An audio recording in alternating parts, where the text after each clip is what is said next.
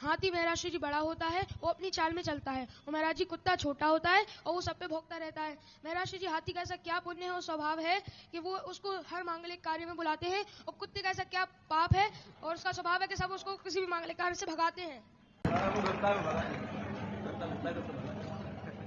हाथी का एक नेचर बनाया है कि हाथी वह है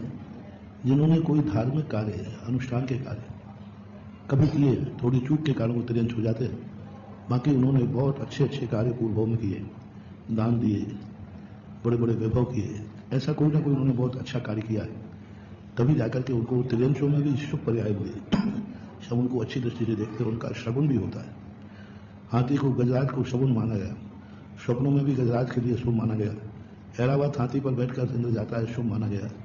तो ये उसके नेचर है, पूर्व भाव का पुण्य तो है ही, लेकिन वर्तमान में उसका सबसे बड़ा नेचर है कि वो इतना भद्र होता है और सारे हाथियों में समझदार होता है। मरण करते समय इतने समझदार होते हैं कि एक ऐसा स्थान चुनते हैं जहां पर वो गिर भी जाए तो उनके शरीर को चोट नहीं लगे, ऐसे गड्ढे में, दीवार के किनारे, चट्टान के किनारे सहारा लेते हैं। इनके नेचर के संबंध में नेट में काफी मिल जाएगा, लेकिन शास्त्रों में इसके लिए बहुत शुभ कहा, मानवी का। और इसका नेचर जो भी उपमाएं दी जाती हैं, हाथी की उपमाएं दी जाती हैं, हाथी का अर्थ है हाथी किसी की परवाह नहीं करता,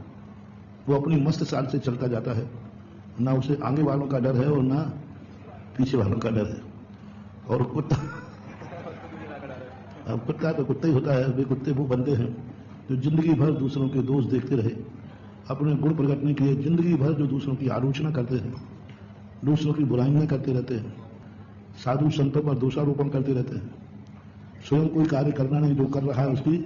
आलोचना करना, ऐसे जीव मर करके कुत्ता बनते हैं। और कुत्ता का दर्शन ही अशुभ है, घर में आते ही सब भगाते हैं उसको। तो वो अशुभ कर, बहुत जानवरों में सबसे निकृष्ट माना गया, सांप से भी ज्यादा निकृष्ट कुत्ते को माना गया, क्योंकि कुत्ता जो होता है वो वफादार तो होता है,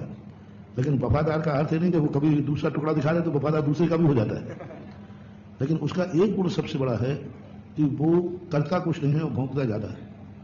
इसलिए जब ये है तो अपन को तो हाथी बनना है, कुत्तों की चिंता नहीं करना है।